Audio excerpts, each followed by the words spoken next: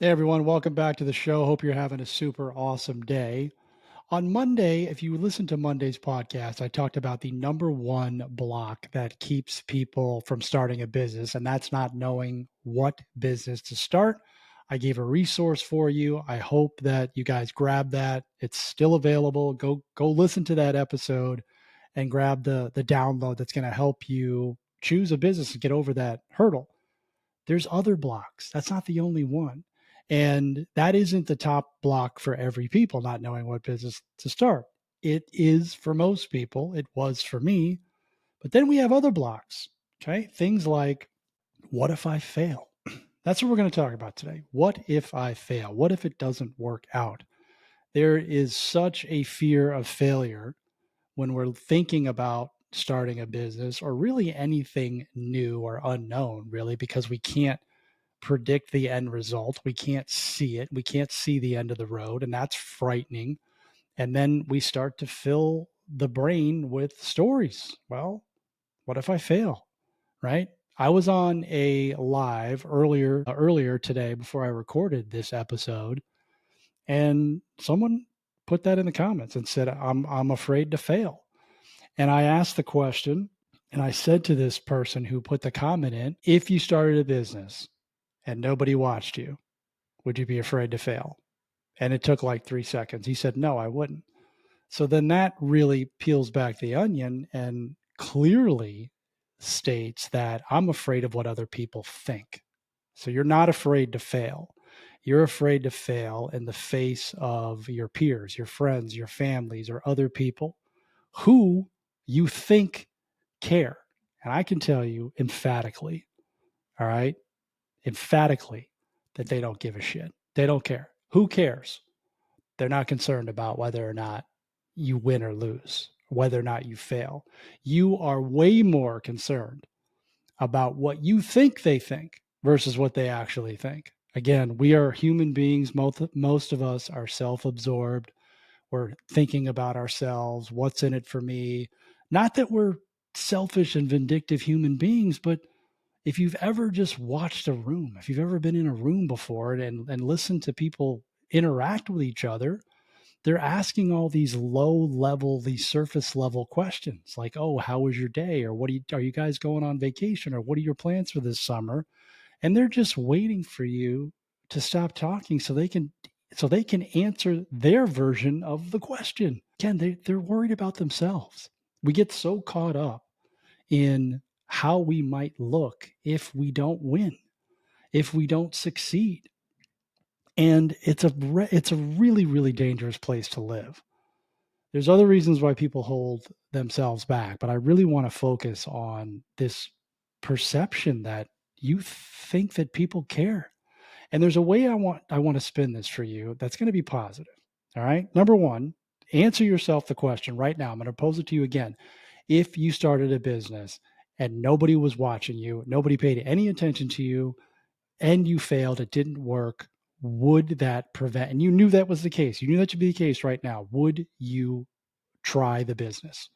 Would you care about failing if nobody watched you? I think the answer for you is going to be, yeah, I'd try the business. I would try the business. I wouldn't be afraid. So now you're afraid to fail in front of people. Or the other part of this is you're afraid to succeed. You have imposter syndrome. This is a very real thing. That was my block when I became successful in my real estate business. It was living up to it. That was my fear all along. And I didn't know it because I had not explored it or experienced it. So it's either usually one of those two things. You either have this perception that you think other people care and they're rooting for you. They want to knock you down. And by the way, if that happens, then give praise, give thanks, because those are people that you can immediately remove from your life.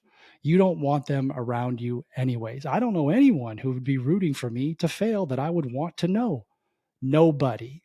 So use that as a way to get rid of people, get them out of your life, because all they're doing is they're filling your toxicity. They're taking up your energy. They're taking up your space. You don't need this. So drop those people and drop them fast. If you know anyone that would be negative if you were to fail, and a lot of the times it's unfounded. Show me the evidence that anybody that you know would say, "Oh, I told you that wouldn't work, Brian." I told you the whole time that that was going to fail, and you would go back to your 9 to 5 job. Ha ha ha. Show me the evidence that that exists, number one. Or it's just a story that you're telling yourself because you're afraid to try, right? Or you're afraid of something else. Maybe you're afraid to succeed. Maybe you're afraid, okay, this business that I'm dreaming about, and all of a sudden I quit my job and I'm making $50,000 a month, and I have all these people that are working for me. I got to live up to this now. People are paying attention to me. So it's like the complete opposite of how I would look in front of my friends and my family and my peers and my coworkers. Oh, that job that you left because you launched a successful business and you won. Now it's a whole nother feeling. And you may not know that that's what's blocking you. That's what was blocking me, was living up to what I had accomplished. Okay, now I gotta do this. Now I gotta actually pull this thing off. And look, let me tell you something about imposter syndrome and holding yourself back and these self-limiting beliefs. Like, it never goes away. It just continues to grow as you advance. Like the higher up you get, the more success you have, the more rungs of the ladder that you climb, the more this stuff is going to show up. You're always going to feel, okay, I'm in a different room now. I'm around different people. They're better than me or they're higher than me. Like, I don't feel good about this. I'm kind of, I'm reverting back to like the previous version of myself. This will continue. So you have to find ways. This is why I always say the number one thing in business is to be mentally tough. You have to be mentally tough.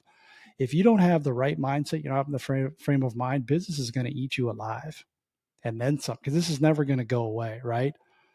And it's achievable. It's totally achievable to practice your mindset muscle and build that. But I want you to first understand why it is these stories that you're telling yourself about failure. Hey, I'll look this way if I fail in front of people, or I'll look this way if I win in front of people, how people are going to perceive you. I'm telling you, they don't care. I promise you from the bottom of my heart that they don't care about you. It's not about you. It's always about them.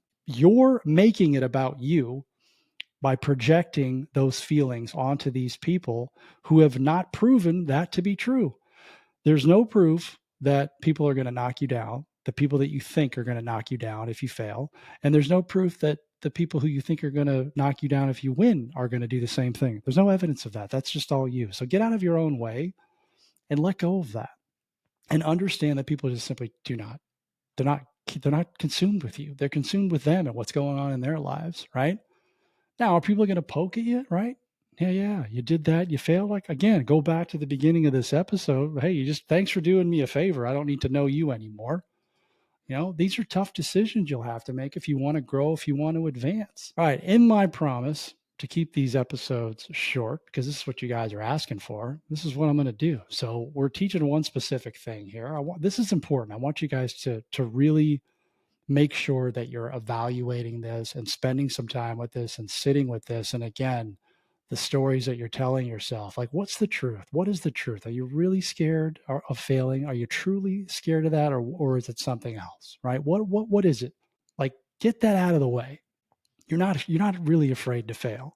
You're not really afraid of how you look if you win, right? Look, what's the truth? Find out what the truth is. Seek the truth, and that will help you progress along this journey of you wanting to become a business owner, because a lot of you want it so bad, you just can't get out of your own way. You can't. You're just too scared, right? And you don't know what to do.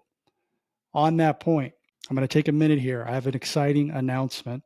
Some of you know this already because you're in my mastermind or you downloaded the ChatGPT business blueprint to help you get past roadblock number one is, hey, what business do I start based on the skills that I have in my 9 to 5 job, the things that I like to do, the things that people tell me I'm good at.